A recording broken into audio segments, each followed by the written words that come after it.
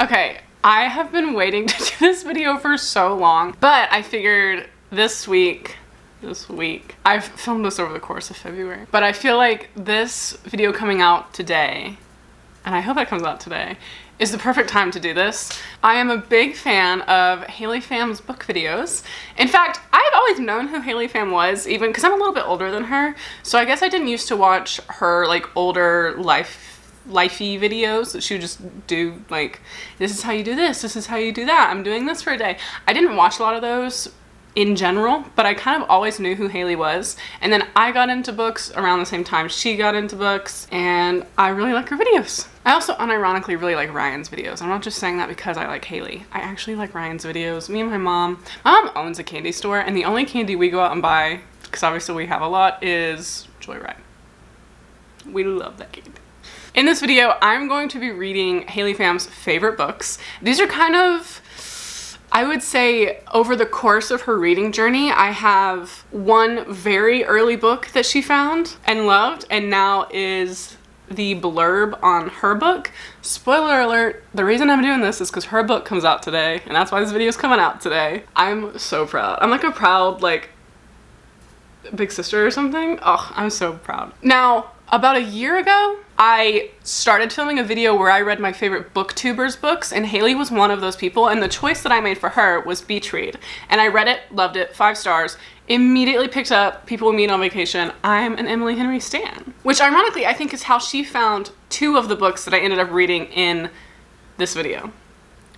But I'm just gonna let you watch it. I had a great time. These books have been on my TBR forever, and I have this weird feeling. I'm recording this after the fact, sorry. It's like this weird, like, oh my gosh, these books are like off my list now, it's crazy. Anyway, have fun watching, I guess. I'm so proud of her!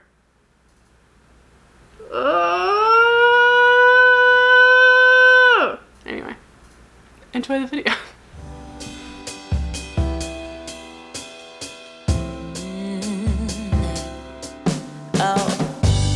Slipping away, so don't let me go, nah, nah, nah, nah. I'm all up in that love haze, so where do we go, nah, nah? Just let me know that I am safe here in your arms. I wanna stay, stay. I'm slipping away. This is a very random update, but I wanted to give you a quick one. I started Ministry of Time today. I went outside and read with the boys for a little bit, and then we came back inside because it was just a little too cold. So I have made it to page 31. I didn't realize it, but I think this is Graham's perspective before he time traveled. And I remember, I'm pretty sure Haley said that 70, 80 pages into this, she thought about DNFing it. And honestly, when I read the first 2 pages, it might have been my mindset because I kind of made myself sit down to read, and not really because I wanted to read, but because I have to get this done. So those like 2 pages at first, I was like, oh gosh, am I gonna enjoy this? Which I have always thought that I would. I think it was just a matter of my headspace this morning. I will say, being 30 pages in, I'm more intrigued now than I thought I would be, because everything moves very quickly. Like, you'll get a couple paragraphs and then there will be like a page split, and it'll be like a whole nother topic or something like that, and it's moving pretty quickly. So far I will say I'm enjoying it. I'm only 30 pages in. But there's a couple other things I wanted to talk about because I just want to talk about them because I think they're cute and I like it. So you'll probably see me using this throughout this video. This is Haley's book sleeve. I think I've tried the last 2 times to get them, and then I just wasn't there in time, or they sold out, but this is the newest one and I got it. And I also just randomly got this little calico critter guy to put on it. But you might also see me using this one. I just got this one. This is from Lil Simsy. It's like a whole bag. And like, to be fair, I'm not saying this to like kiss her ass or anything. Both of these were not that, especially this whole set. These are not that expensive, but they're very good quality.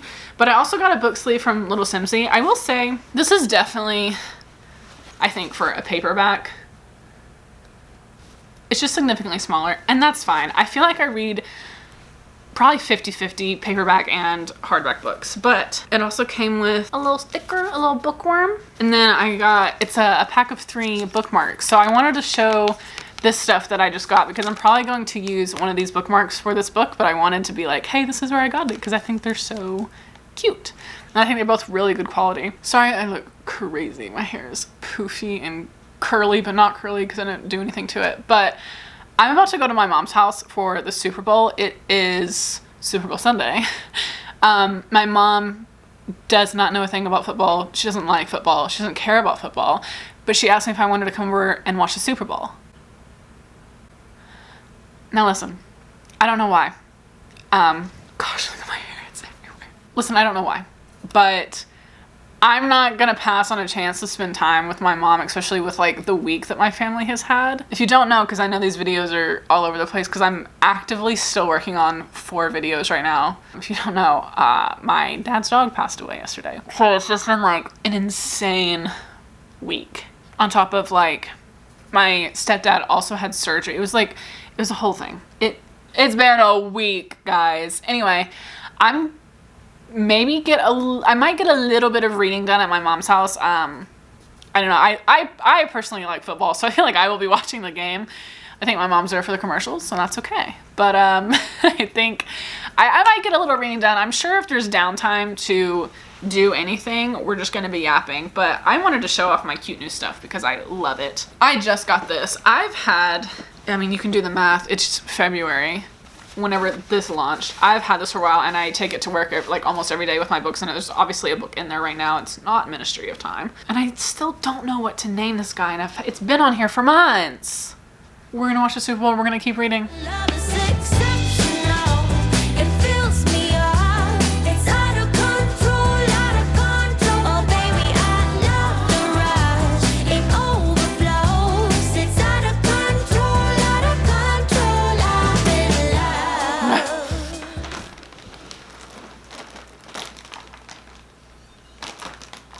Happy Valentine's Day yesterday. All right, I want to talk about the Ministry of Time. I feel like I'm about halfway through it right now. I'm so far away from the camera. Okay, here's a couple things. I'm pretty sure Haley said that she almost DNF'd this at like 70%.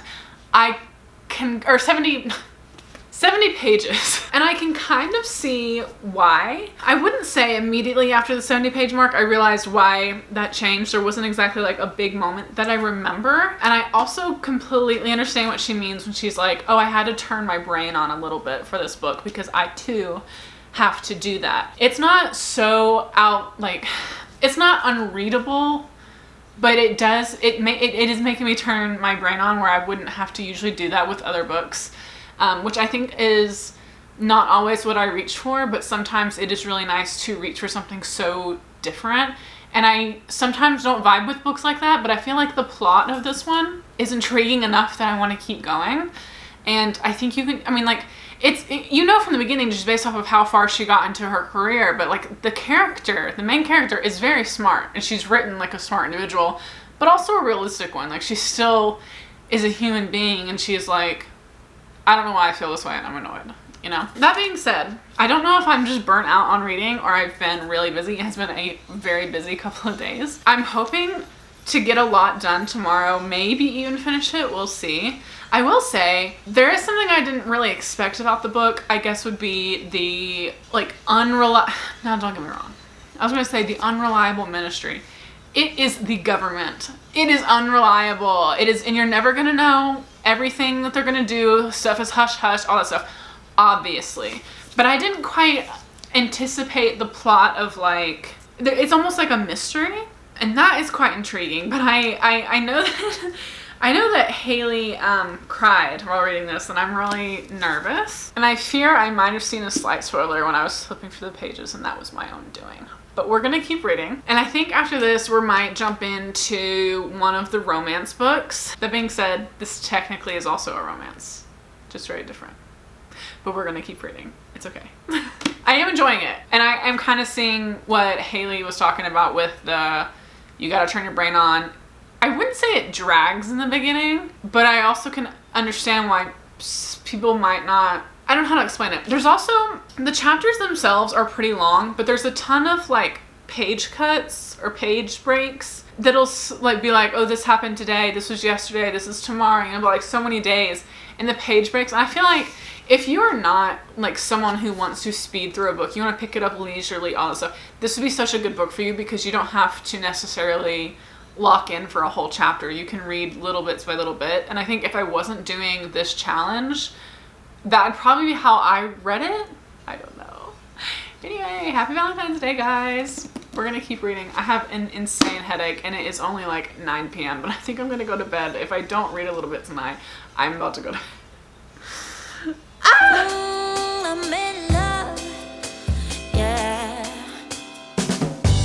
I'm slipping away, yeah. Just like I am dreaming, walking around in this love haze. I wanna stay in this feeling, but let me know that I am safe here in your arms. I wanna stay. I'm slipping away. So don't let me go now. Your love is exceptional. It fills me up. It's out of control, but baby, I love the rush. It overflows. It's out of control. Your love is exceptional. It fills me up. It's out of control, baby, I love the rush. It overflows. It's out of control.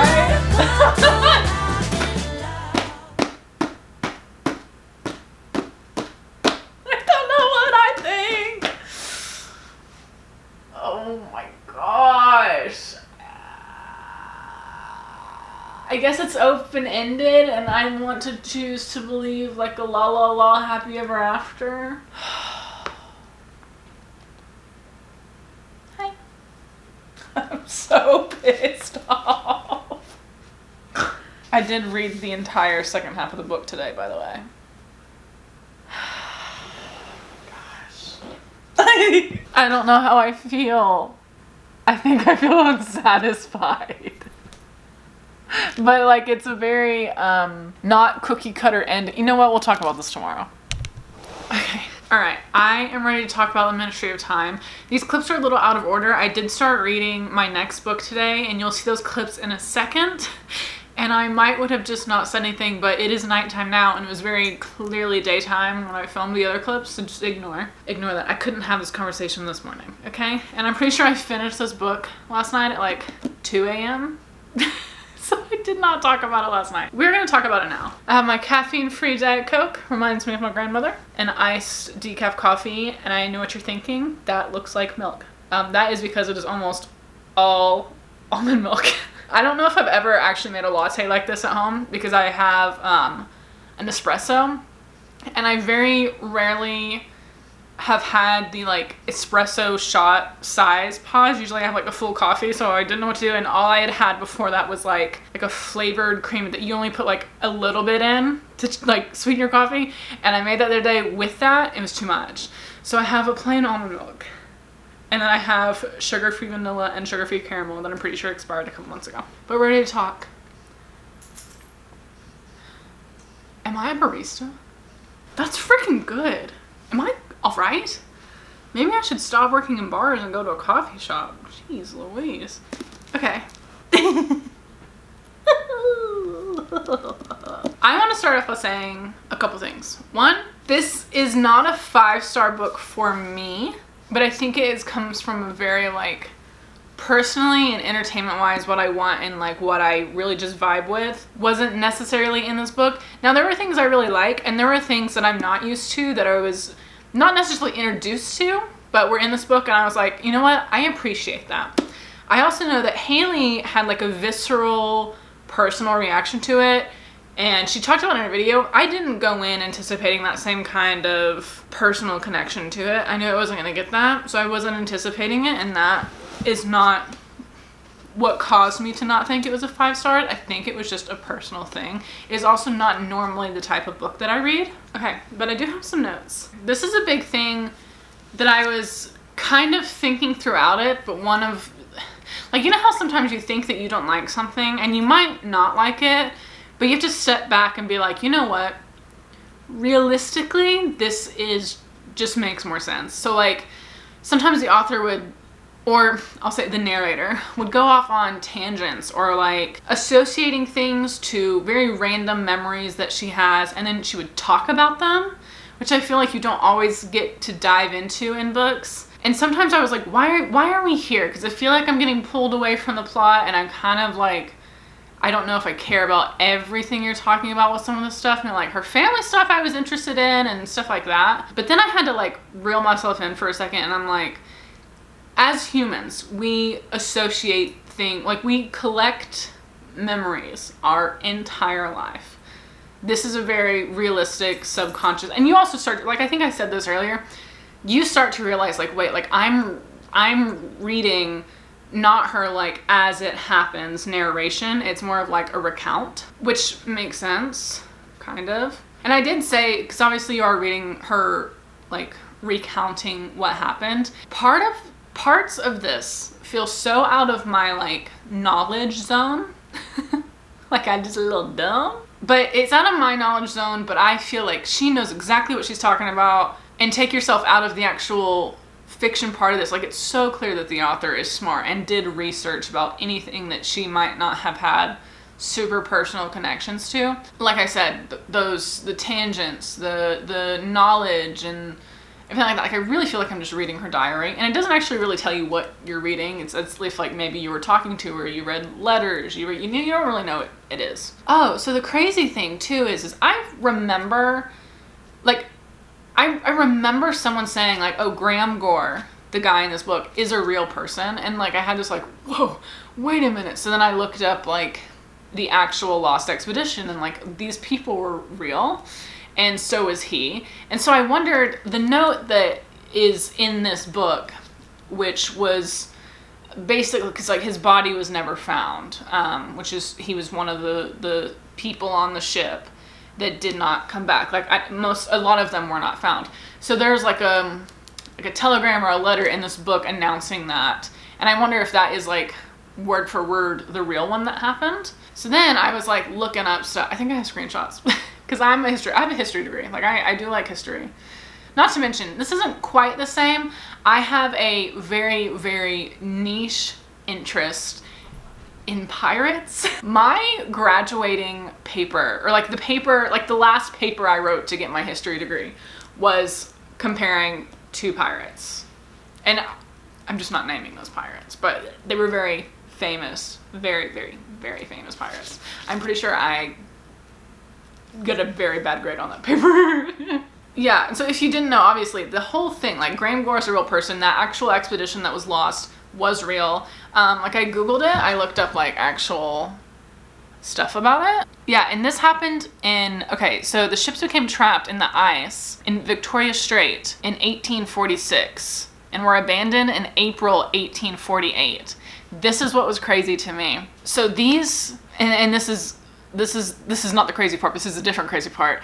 The obviously you can kind of imagine if you're stuck, and like, so I'm babbling. The big thing is that the island never reached summer. It went from winter to winter, and that year or those 2 years there was never a summer. So like there was no food, there was no hunting opportunities, and it did resort into what historians believe into some cannibalism. That is the crazy part, but not the one I was talking about. I didn't realize these were only discovered so recently. 2014 and 2016. That is so recent. Like I understand that was 10 years ago. That is recent for like a big historical discovery like that. And like, obviously there's a reason this book came out recently, but I feel like I'm like, oh my gosh, what are the odds these happen so close together? Because she researched it, you idiot. Now I don't know how reliable this is. I didn't go to like secure websites necessarily. I just Googled things and like read some stuff because I was like, this is a deep dive that I didn't have time for when I did this. But according to this, Graham Gore is remembered in Arctic geography with Gore Point on King William Island and the Graham Gore Peninsula named in his honor. That's kind of cool. And then there's also another book and TV show, like that several of these people from these shows, I mean, obviously it's a very notable piece of history, so I shouldn't have been as surprised that there were other things written. I think it was more that they were written about by name the character. Maybe I'm just dumb. Let me get back to my notes because I'm already yapping longer than I wanted to. I'm really trying this time around to not talk for more than like 5 or 6 minutes. 6:50. Great, great. At the bottom of page 295, that made me want to go back and reread this whole thing. Yeah, I'm such an idiot. And then I was like, we don't even know her name. You idiot. And I think one of the things that really, like, because I was so annoyed at the ending, but that was a very personal preference kind of thing for me. I think, and this is the last note that I thought of, and like this, I just said, this had the chance to be one of the most beautiful romance stories that I've ever read, but even with time travel mixed in with it, I feel like it was one of the more realistic endings to a romance. I don't know. I don't want to like give too much away. I don't want to say certain words. Skip 10 seconds. I just want to say it's a little open-ended. It's really open-ended. And I choose to believe one thing, but I will say like the betrayal moment. Sometimes, and I just talked about this in the last video, there were some moments where I feel like characters have been completely betrayed and they're like, oh, well, you know. But this one, like, I feel like he reacted appropriately because he thought things... I'm getting into spoiler territory. Here's the thing. There was a point in this book, right after I updated you, that I was going to try to finish it yesterday because I was having a good time. For the next 40, 50 pages after that, I was like, why am I reading this? And if this wasn't for a challenge, would I read this? Would I DNF it? But I wanted answers. And then it really picked up. Like I said, I finished the second half of the book yesterday. It really picked up. And it was good.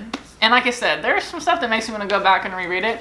There was some, like, how she writes is beautiful. There are some really, really gorgeous things. I think I highlighted one. And this is what I will leave us with. The only thing I will say other than reading my quote is I have told several people about this book. I told my dad to read it. My mom, who's not a big reader, I kind of told her about it. And she said she might read it one day. I bought it for my grandma last year and we were supposed to read it together.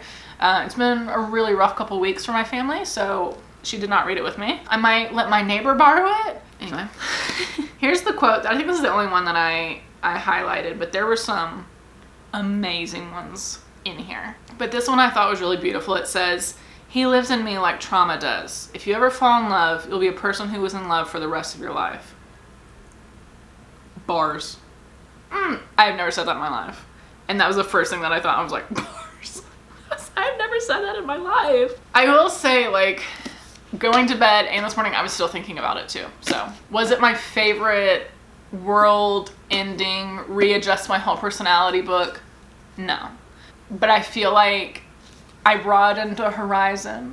I feel like I learned a lot of things. I did enjoy a lot of her styles in her writing. There was like some things that weren't my favorite, but like things like that also remind you like it's nice to not read a copy and paste of every writing style. I feel like if she writes another book, I'll probably pick it up, you know? I mean, it's clear as day that she's smart. What am I saying? Anyway, the clips you're about to see are what I started reading today. A complete 180 because the other two books that I'm reading for this one is a big fantasy. The other one is romance, literary fiction, but it kind of dives into more serious topics, I guess. And so I wanted like a light little fluffy thing to read right after The Mystery of Time. So I picked up Better Than Movies. Guys, here's the thing. I have gone to pick this book up several times and I really struggle with YA romances. I'll read like YA fantasy sometimes. YA romances I kind of struggle with, especially because this one, because I'm like, oh, I mean, I also have a film degree. But I don't think I'm a big like movie geek, especially not now. But also I heard like it's a big music thing and I'm not a big music guy either. Like I just like, oh, I'm not gonna like it. And I was worried it was gonna feel very juvenile and I don't quite know why I felt that way because honestly, so far, I'm only about 160 pages in. I think the banter's really good. They're really funny. They both have big personalities and I really like Wes and Liz. Like I really, really like both of them. And so it's made it much easier to read than I think I was building it up in my head to be. There was a bit of a jump scare though when I opened this book. And you'll see that in there later. Not to mention the dedication to her husband at the end. The world loves reminding me. Why am I updating you about this now? Okay, this is what I'm reading. And we'll talk about this later. I guess I'm not quite halfway through. I like to update halfway through, but I've yapped for a really long time. So maybe we will just talk towards the end or after I finish this book. You got someone new, I know it. Yeah, but I will keep on denying it. Yeah. Gotta keep my emotions from running wild. Need someone to hold my horses. Yeah, 'cause I go fast, yeah, I go hard. Wanna find some peace, so I pray to God to find a way to fix it all. I'm in denial, I'm undercover. My heart is breaking, so I'm faking every smile. I'm in denial, I'm undercover. Wanna find a place to rest, be human for a while. Just be human for a while. I'm fucked up, oh yeah, I know it. All alone with mixed emotions. Yeah, gotta keep my temper from running wild. Okay, hi. I finished the book, okay? Also, yes, I'm wearing the same sweater, but it is a different day and it has been washed. I'm just soaking up wearing sweaters as much as I can because it's already getting hot outside, okay? That being said, let's talk about better than the movies, okay? First of all, the first thing I want to say, this cover is so cute. My personal favorite is the Bridget Jones one because I also grew up watching Bridget Jones with my mom, and I need to rewatch the first 3 movies, so me and her, she's been waiting for me, can watch the 4th movie that just came out. Love Bridget Jones, always have. But I do want to say, the cover is very cute. This is like a very, very good cover. I'm not going to say it's the best cover in the world, but I also want to say this is one of the best covers in the world. The first thing I want to say, well, other than the cover being really good, the banter in this is so good, and I really feel like you can feel the history between them. Like, they're not mortal enemies, they just don't really care about each other, and they're just, well, in Liz's opinions, we're just like big inconveniences to each other. And it wasn't that anyone had really screwed anyone over, done anything like bad. It was just like you're just there and you annoy me, and I'm not going to change my opinion about that. And that was the extent of like enemies to lovers, I guess. I think also Liz navigating her relationship and her grief with her mother, or I should say the relationship with Helena, her stepmom, while also navigating the grief of her mother, is very interesting, and I feel like it's very natural and it's very realistic and very honest and a good representation, I guess. Not so much the attitude she caught, but the feelings of like, I don't want anything to get in the realm of like replacing like her mom, and nothing would. And it took her time to see that, and I feel like that's one character development that she had to go through that we had to read. But I also think that it's something that you start to realize the older you get, and I feel like Liz was completely warranted to have heightened feelings because like senior year is like, it's all these lasts for everything. And it's also whether your parents are there or not, like living or not, or in your life or not, it is a transitional stage where like, especially for someone like Liz who's going to go off to college, whether her mom was there or not, she's about to leave those things. So it's very transitional and very hard. And I feel like that was a very realistic reason to be very heightened in that grief. And I actually really love Helena. She's not a wicked stepmom. She's a very cool person. I like that she's so different from her mom, and Liz ended up really liking that as well. She's very sweet, and a note that I took before the end of the book was I feel like Helena would really respect Liz's mother and like her memory. And then you actually do end up seeing that on the page. Like, we end up seeing Helena at the cemetery trying to talk to Liz's mom, like one-on-one, you know? And there was a very good point that, you know, Helena didn't get to know her mom because why would she? You know, her dad married her years later. Like, Helena never knew Liz's mom. And like, speaking of the grief, I wish I could just sit there and talk to Liz about it, like about the grief and stuff, because like I relate to a lot of those things, but it's like this weird, like, grief is always a weird thing because you can sit with it for years and it will still adapt even though someone could have been gone for a very long time. I felt much more connected to these characters than I anticipated. I don't know why I expected it to just be more juvenile just because it's young adult, and I feel like that's a big reason why I don't reach out for young adult books a lot. Because I was kind of thinking like, yeah, I'm gonna read this book. I know that there's novellas attached, not like in this book, but like on her website. And there is a sequel, and I kind of know what happens in the sequel because I did watch Haley's video. And I thought to myself, I'll read this book. I don't know if I'm gonna like it enough to go on to those things, even though I think I have the sequel, maybe not. I'm obsessed with these characters. Like, I feel so connected to them in not a single way that I expected. But like, I get it. I get why it's so popular. I get it now. Like, I love this book. I rated this book 5 stars. Like, I get why people love it. Also, I teared up at the part when Liv and Helena are on the couch and Liz realizes, you know what? She is so different from my mom, and that is a good thing. Because it's good that they're completely different people. And I really like that. And I feel like it wasn't said in the book, but I think subconsciously, it was never a thing that her dad stopped loving her mom or anything like that. I think he wouldn't want to remarry someone just like her. And I think Liz probably like realized that. This is like, this is a theme that's been happening through a couple of my videos lately, but I feel like an idiot. I have had this for almost exactly, or a little over 3 years. When I started it, it was 2 years past when I bought it because I wrote the date in the beginning and who I was with when I bought it. But I've had this for 3 years.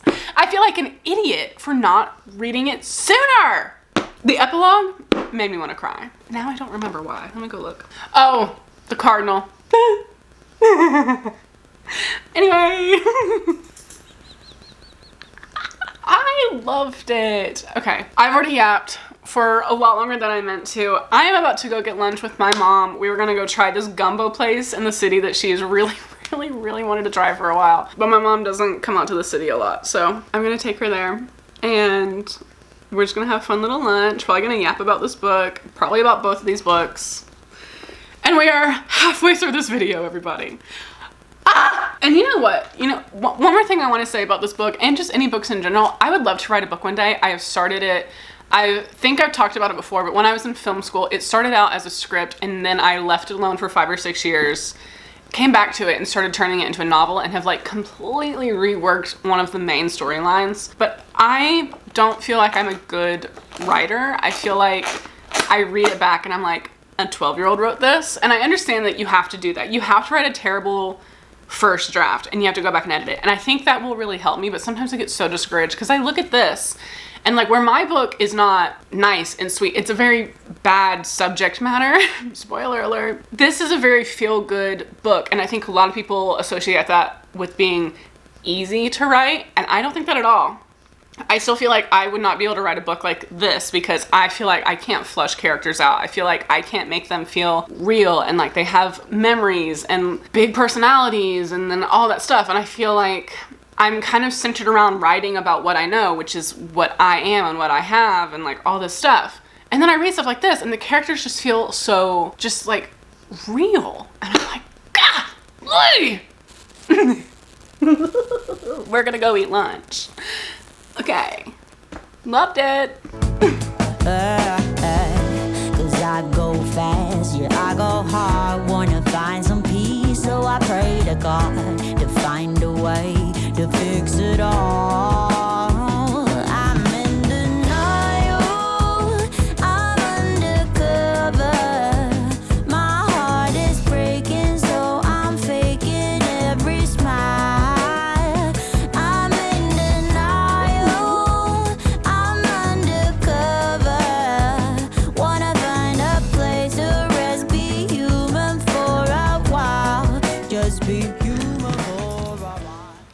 Alleys. Hey, I'm still holding my Tylenol. Okay, so I have started just last night. I've made it about 100 pages in, and I'm gonna talk about it soon, but today's been a very lazy day, and I think I'm gonna, like, clearly, I'm in my emotional support sweatshirt that's like 10 sizes too big, and haven't done any makeup or my hair or anything.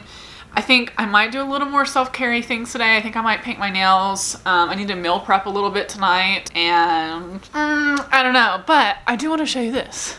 I got this game.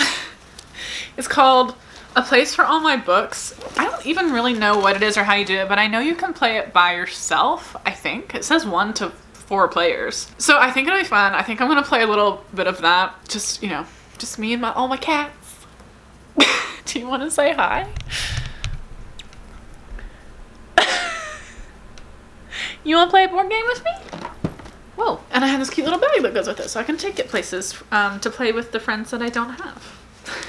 Just kidding. I do have friends, but I don't know how to broach playing. I don't know how to... We're going to play a game. I go fast, yeah, I go hard. Wanna find some peace, so I pray to God to find a way to fix it all. Jeez, please! Fix it all, to fix Hello? it all. 'Cause I go fast, yeah, I go hard. Wanna find some peace, so I pray to God to find a way to fix it all. I'm in denial, I'm undercover. My heart is breaking, so I'm faking every smile. I'm in denial, I'm undercover. Wanna find a place to rest, be human for a while. Just be human for a while.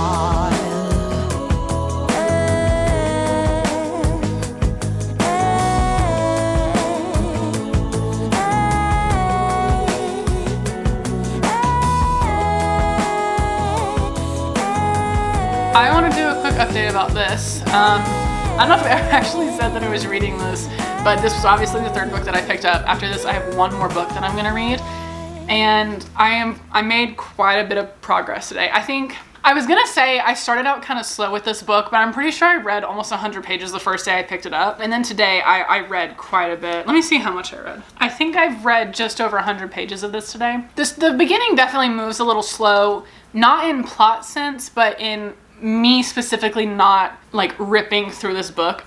Then again, like I said, I'm pretty sure I read like almost 100 pages the first day, or the first 2 days that I read this. And it's obviously slow because, and this isn't a spoiler, what's it called? There's obviously a big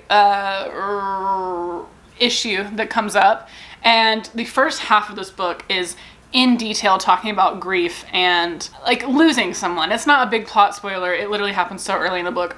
I don't really know anything about this book, but I knew that happened, you know, so I'm not like spoiling anything. I will say, unlike a lot of books, this is so detailed about the initial aftermath and like trying to, when something was so present literally 12 hours before and is suddenly not there, like it is a very hard thing to deal with. And this literally spends the first 150 pages being very, very detailed about that. And on a personal level, I have been working really hard on my anxiety, but for some reason the last couple days, I feel like it's just been like creeping behind me, like right here.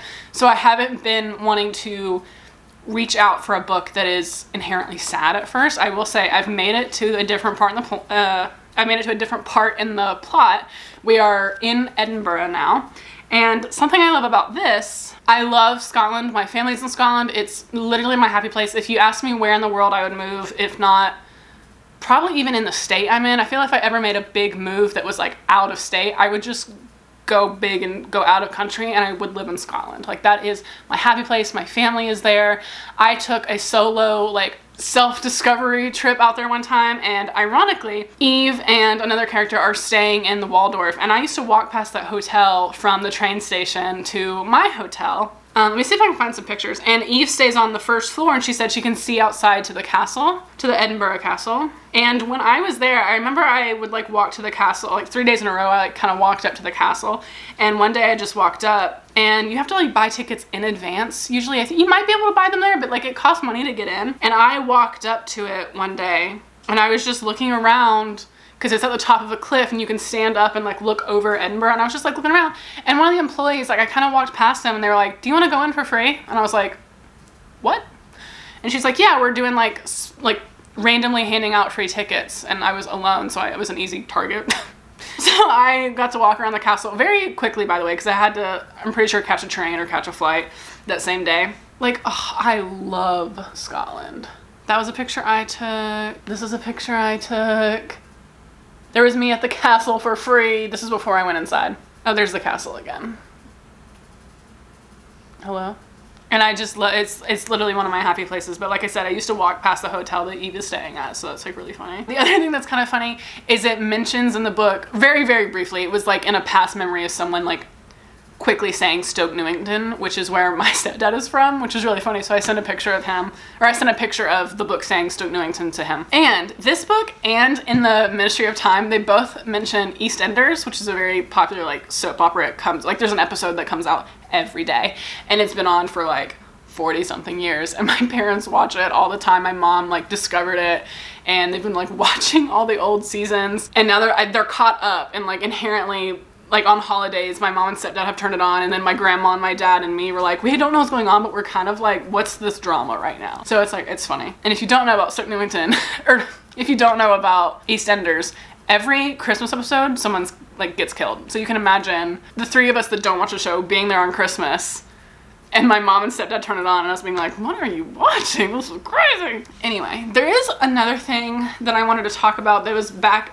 at the beginning of the book a bit. And this is something I really understand, but there's a part where one of the characters is talking how it feels so like frivolous to have opinions. Like when something has just hit you and you're grieving, it suddenly feels like so frivolous to be like, I know I need to eat what's something quick. Like we could order a pizza, but it feels so frivolous to be like, what toppings do I want in this? Like it feels such like someone is gone and you're worried about pepperoni. Like something like that. It was like a very interesting metaphor, and I relate to that. Like I have had those moments where I'm like, nothing matters. Why am I worried about such a minuscule, minute detail that is like a frivolous thing to have? And okay, I thought I knew about this plot, and I don't want to spoil anything. This is different than I thought. Like the whole person, and I guess is what's going to be the love interest, is completely different than I thought. The plot that I don't want to spoil it, because then if I tell you what I thought, then I am kind of spoiling what happened. You know what? It's fine. If you don't want to know, you can skip 30 seconds. I thought that someone in the Pham group, and I thought one of the guys, no, that's such a spoiler. Okay, fine, I'm gonna spoil it. Screw it. I thought one of the guys is who, and then she dates the other one, and I thought the one who was the one that she has always loved. So then he's not theirs. But anyway, that whole plot, the one that she loved, I was always hoping that they were gonna, but then he's kind of like, and you know, anyway.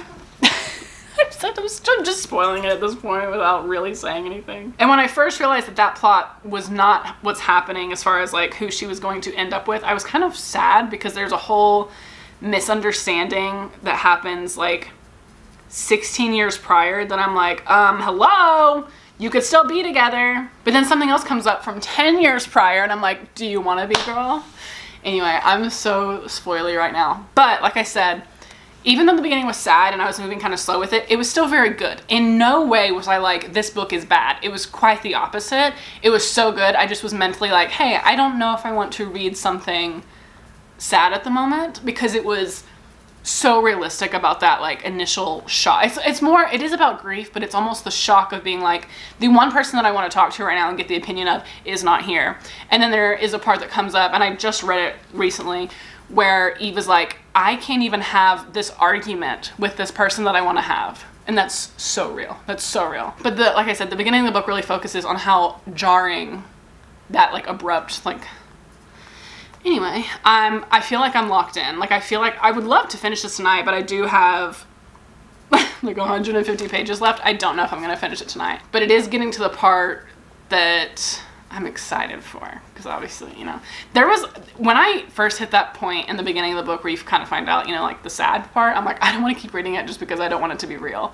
And I literally only had like a couple chapters with this person, and I was already like invested. Anyway, I know Haley had made a comment that like, obviously Vari is Scottish and this is based in England, and then they travel to Scotland. So if you don't know anything about familiar things in the UK, you might have to be like, you might want to look it up, because you have no idea that something is literally just a grocery store over there, and it's so common for them. You would have no idea what that is over here. Or like, instead of saying gas, I say petrol and stuff. Like, I am very familiar with those things just because of my family. But even some of the like how they structure their sentences is very European. Gosh, this is such a good book. I understand the hype. And I honestly, the way that Haley reacted to this book and then immediately started reading all of Vari McFarlane's backlist, I'm like, I expected nothing less. This has been sitting on my shelf for a while, and I keep eyeballing it because I wanted to read it, but I find that I'm glad that I'm finally doing it. I waited for this video for it, and it is so good. I'm like telling my mom to read it, but I'm also like, my mom is kind of weird about reading grief things. And I don't mean weird in a bad way. She's completely justified. I feel like it's for a long time I didn't read grief things for the same reason. But it's such a good book and I really want her to read it. We'll see. We'll see. We'll see.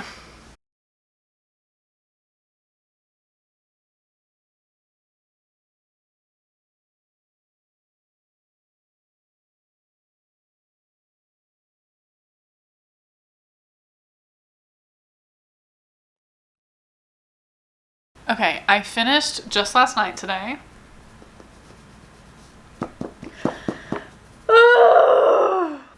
I gave it 5 stars. Okay, so, okay. I gave you a lot of my big thoughts when I talked about it earlier, but I have a couple more notes from the second half of the book. I think today I probably read 100 pages, maybe a little more. I said like, so one thing that I thought earlier when I was reading today is this book is a really good representation of the nice guy is not always completely nice and perfect, but not necessarily intentionally evil. And the brooding guy is not always mean and evil and is not always intentionally not nice. They just really have their walls up. And then I said, people are people. People make dumb decisions. People have walls up, and there's not always, you know, a big bad villain who's intending to ruin the world. I think this book went into a very realistic representation of like, I mean, I do think in this case it was semi-unintentional, like dragging along or like keeping someone at like at where you need them in that moment, like pulling them along. And I don't think it was necessarily intentional. And I like how when this person is confronted about it, they don't, you know, they're like, I didn't do that. And then they sit with it and they're like, I did do that. It just wasn't intentional, but I can completely see how I did that. Like, they were very accountable about it. And I really I just feel like that's realistic, and I think it's a good representation. And it doesn't always happen this way, but I feel like it's a good representation that these characters were older. Like, these characters were 34. You know, they're not just out of school and still figuring out their life. And that's not me saying that if you're only 20 or 21, you're dumb and crazy. It's just you have grown so much at 20 from where you were as a teenager. And I noticed a big difference just from 24 to 22. And then again from 27 to 25. Like, every couple of years, you are a completely different person. So it's not to say that if you're young, these things make more sense. I just think, I don't know, I'm just yapping. I really enjoyed reading a book where the people were kind of older, you know? As someone who's aging. And then I took this note and I literally wrote down the word gosh. I said, gosh, this book is so raw and real. There's this level of unsatisfaction with unfinished business, and that's real because the person is gone. You can't change what's been said or unsaid. Queen, hello? Bars? I never say that. I don't know why I've started saying that in this video. And then I think the only quote that I highlighted from this book, where I was really debating on if I wanted to not necessarily annotate this book, but highlight, because my gosh, the writing was beautiful. And just freaking real. Oh my gosh, like I understand why Haley was like absolutely obsessed with this book. And I think, because I remember watching, I think she was like in LA or something when she read this book, and I remember she read it on her Kindle and there were so many highlights. Oh gosh, this book was just so freaking real, man. But the one thing that I highlighted, oh wait, no, I didn't highlight. Oh, no, I lie. This isn't the thing I highlighted, but I did take a picture of this because I wanted to talk about it. This is just a quote when two people were talking.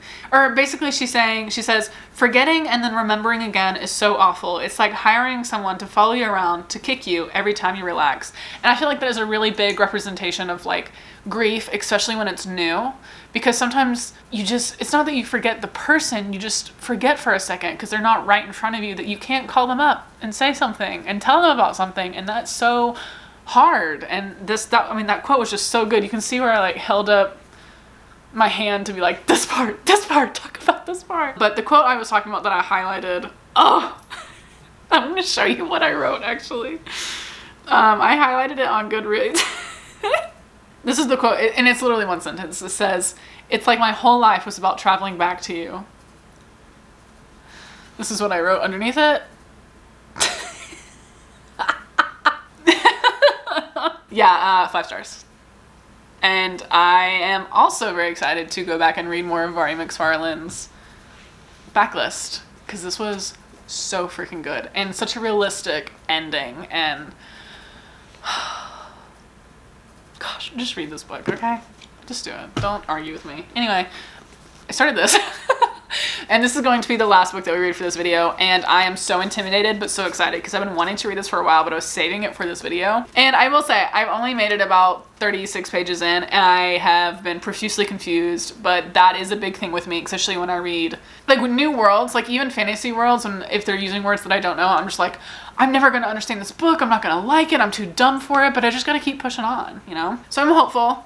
And I'm also terrified because I have heard that Pierce Brown is relentless and do not make attachments to any characters, and that terrifies me. You know what else that terrifies me? This book starts out and he's married.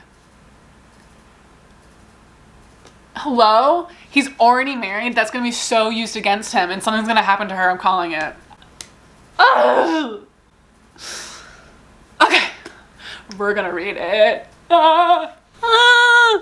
All right, one other thing that I want to say about Just Last Night is it is marketed as a romance book. I would not say it's fiction, and I would not say it's solely romance. I feel like there's a subgenre that is fiction romance, kind of, and it's where like a lot of Emily Henry books kind of fall into, but I still feel like Emily Henry books are very romancy, so I don't know. But I will say, for a romance book, there was not a lot of romance in it. It was mostly a little bit of yearning, and then like, boom. But I still rated it 5 stars. And I still think it was great. And as someone who likes really romancy and like big acts of service and words of affirmation, like I love all of the love language. Like I want that stuff. I want to be like, without a doubt, this is the person for you. This is who you're supposed to be with. And there really wasn't a lot of that, but there also was. It was like a really natural, like, it was 5 stars anyway. I don't care. Bug, say hi. You gonna stretch? You gonna stretch for everybody? Whoa! Ooh! Your arm cracked. You're being a little wiggly.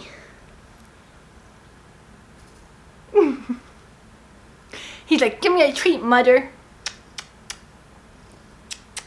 You can't hear him, but he's purring.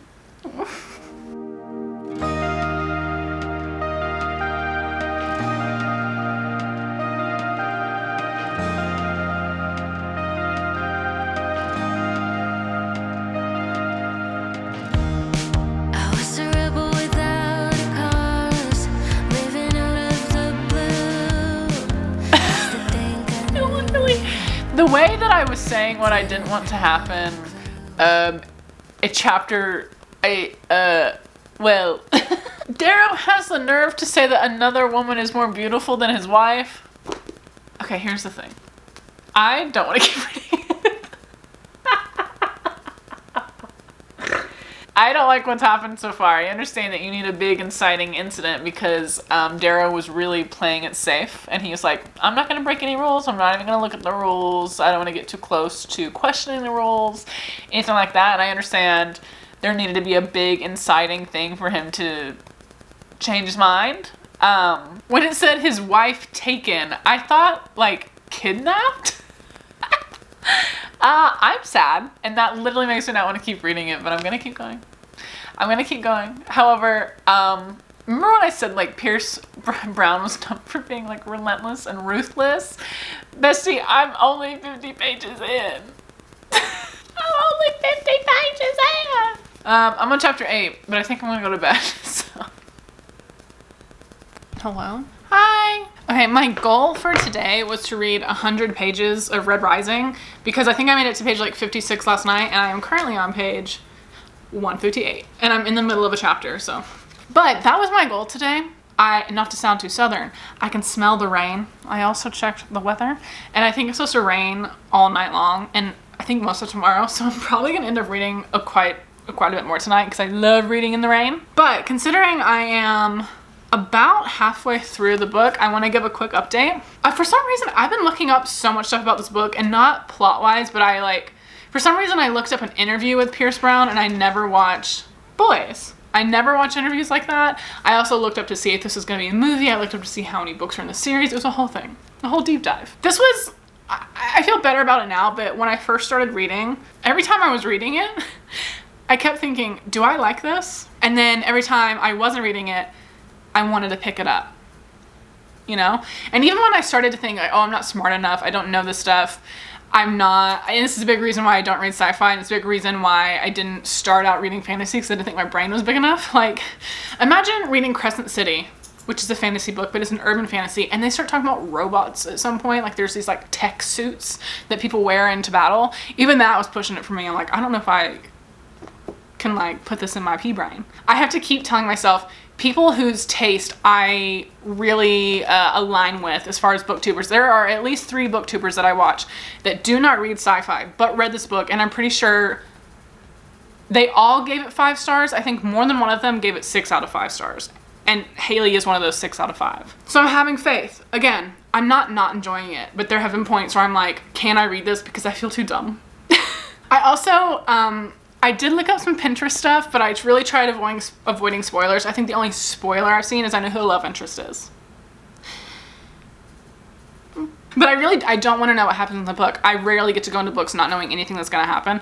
I'm okay with kind of knowing who the love interest is, because I like seeing the little, like, pieces fall into play before they happen, if you know what I mean. Also, really random, 2 books in a row that I've read where the main character have a brother named Kieran. I also know someone with a brother named Kieran. Anyway, it's getting to the point in the book where, like, you're really starting to see not only the author, but also the author because he wrote it, but, like, the book and the world is relentless. Like, they just went through this first trial, which is very reminiscent to me of Fourth Wing, although this came out before Fourth Wing. I just read Fourth Wing first, where you're introduced to characters enough that you think they're going to be prominent, and then they're killed off. Like, we just had the first trial where they pin 2 people against each other. So there's, like, 50 groups, because there's 100 new students or whatever in this, like, house, and only one of them comes out. So, like, you're really getting that taste now of how, like, brutal. You and Darrow are getting that taste, I should say. So I'm gonna keep reading it. I hit my goal of 100 pages today, but like I said, I started to really get into it. It's gonna rain. It's cozy. I have a candle on. My cats are here. I have my sweater. Recipe for, like, a great reading night. I also was talking my dad's ear off. I'm like, you have to read it, because this did start out as a trilogy, I think, because it says completed trilogy, so that's what I would assume. And my dad does not read stuff if it's not completed. So I thought maybe the trilogy followed characters, and then the other books that he wrote were following other characters.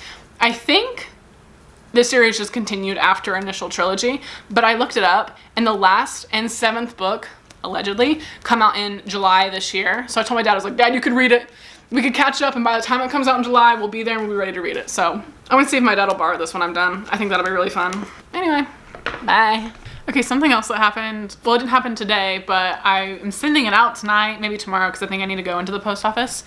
But I do have an Etsy shop, and I just got new inserts for our, like, envelopes, and I think they're so cute. I made them look like postcards from a fantasy postal place or whatever. And I'm sending this one all the way to Germany, which I've sent stuff to Germany before. I design stickers for books. This one is a Chestnut Springs sticker. I'll try to show you in a second. And if you have any sticker ideas, please comment them and I will try to draw them. I am by no means an artist. This is what it looks like. And that's so cute. I'm gonna cover up her name, but look how cute the little cauldron and the, oh, I love it. These are our new inserts, so I'm really excited about them. So I'm gonna send this off tonight and I'm gonna go have dinner at my mom's and we're gonna come back and read. My mom made pasta, by the way. She made me a vegetarian pasta and I'm taking garlic bread over, so cute, cute, cute. This is the one she got. Love was just a game, wore my heart on my sleeve. Nothing scared me anyway. Nothing could ever break me. Now I'm falling down. Thought I'd have it figured out by now, but I'm not fine. Pushing 30, should do it with grace, but I'm not okay. Still the world keeps turning. I need a break. I can't escape myself. This roller coaster of emotions and the person I'm becoming. Still learning, pushing 30.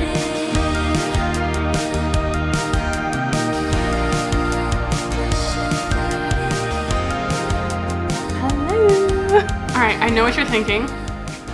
I've worn this sweater like 10 times. I love this sweater. Leave me alone! Okay. So, the first thing I want to do, I set a timer for myself this time. The first thing I want to do is I do want to talk about Red Rising because it is the one that I finished the last. I also have the special edition, which I bought the same time I bought this one, and they were in my I just quit my job at a bookstore haul. And I kind of showed it then too. But I read this one, obviously. Oh my gosh, listen. Let me look at my notes. Okay. Honestly, I think I've said what I needed to say about Red Rising. My opinions are still kind of the same. There were times when I was like, is this really the book for me? And then when I would put it down, I would just want to pick it up again. And was it my favorite book in the world? No. Was it my favorite writing style? No. Could I 100% tell that I was reading a book written by a man? Yes.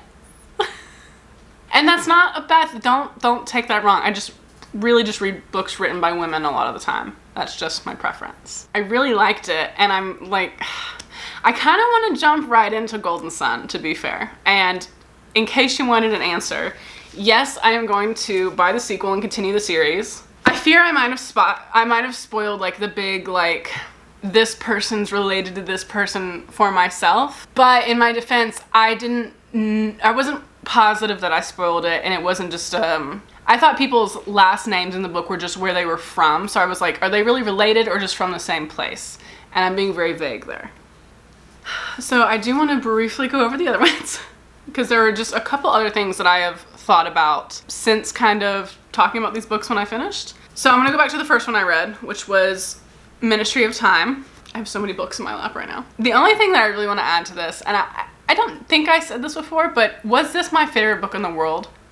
No. But I've also recommended this book to a lot of people. It's one of those things where it's like, it's not my favorite book in the world, but I know a lot of people will like this book, if that makes sense. Like I think I already said it, but like I bought this for my grandma like a year ago. I'm gonna let my neighbor borrow my copy. I kind of think my dad would enjoy it if he would read it, but yeah, so not my favorite book in the entire world. Nothing will ever compare to it book, but I have talked about it quite a lot. I personally think this cover is great. It scratches my brain. And you know what I think it is? I think it's the pink. The tiny little, I love it. I really, really like, in fairness, I think all of these covers are amazing. I already talked about this cover. I had a miniature breakdown the other day. The day before yesterday, when I was telling my dad how I don't usually read YA romances. I like YA fantasies, okay? One of my favorite trilogies in the world, if not my favorite trilogy, the Serpent and Dove trilogy, is YA. Throne of Glass started as YA. Like, I like YA fantasies. Not usually reaching for the romances. This one, I've already said my piece. Love it. 5 stars. And then I was telling my dad, I was like, maybe it's because I'm so far removed from these kind of things. And then it like kind of occurred to me, I'm like, at first I said I'm like 10 years older than these characters. I might be 11 years older than these people. That's insane! I had a breakdown. Not really. I didn't have like a full breakdown, but I told my dad, I was like, I'm like 10 years older than these people. I'm like 10 years older than these people. I'm a little younger than these people. I think I said my piece about this book pretty where I still am with it. I think the writing in this was absolutely beautiful. And I think, I have in one of my reading journals, it asked what my favorite quote of the month was, and I think it was from this book, and it was the one that... Freddie, hello? I'm sitting in this chair right now. He's underneath the chair. They've hollowed up. Anyway, let me see what the quote was, because this is what I quoted as my favorite quote of the month. It's like my whole life was about traveling back to you. I think I rated all of these books, except for The Ministry of Time, 5 stars. I kind of debated if this was a 4 or 5 for me. And if you know me, I'm not a big rater. If I enjoy a book, 5 stars. I despised a book. Despised it and still rated it 3 stars because I can't, if I think it's under a 4 star or if I'm confused, I don't rate it. Who am I to negatively affect someone's stuff? It is hard to write it. It could be the worst book in the world and it is hard to write it and get it published. That being said, Ministry of Time. Ooh, better than the movies. Ooh, just last night. Ooh, Red Rising.